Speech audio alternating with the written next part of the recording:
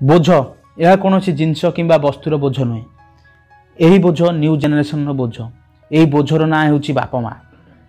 से कहुई निज बापा माँ को अशांति रखी 100 देवादेवी को खुशी रखिले किछि लाभ ना। एबे आमे अनेक वृद्धाश्रम देखुचे। यार कारण कौन? कारण हेउछि न्यू जेनेरेशन भावुछंती जे तांको बापा माँ गोटे बोझ, तांको बापा माँ गोटे तांको पई समस्या। किंतु से भूली जाउछंती जे सेही बापा माँ 3 रु 4 पिला को आराम रे खुआई पियाई बड़ मनीष कराउथिले। किंतु आज से 3-4 जन पिला मिसी गोटे बापा गोटे माँ को शेष समय साहा हेउनाहांती। किंतु मंदिर जाई ब्राह्मण भोजन भोगराग एवं हुंडे 500 गलई दे आसबे खाइबा खुआइबा एवं खर्च करवा यह कहीं मना करूना।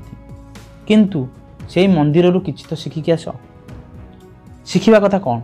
शिखिबा कथा हेउछि जे कौन से आपण मंदिर जातु सेठी आपण देखा पाइबे जे गोटे भगवान सेठी पूजा पाउनथिबे, आखपाखरे पार्श्व देवादेवी किछि पूजा पाउथिबे।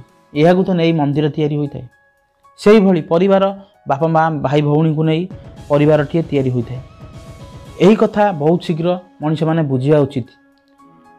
जो दिन मनीष यही कथा बुझीज से दिन आम अलग जुगरे पाद देवा। यही जुगर ना है सत्य जुग। जदि आमर यह भिडियोटी आपण हृदय को छुईची ताले भिडियोटी को शेयर करंतु। हैप्पी दिवाली। नमस्कार। जय जगन्नाथ।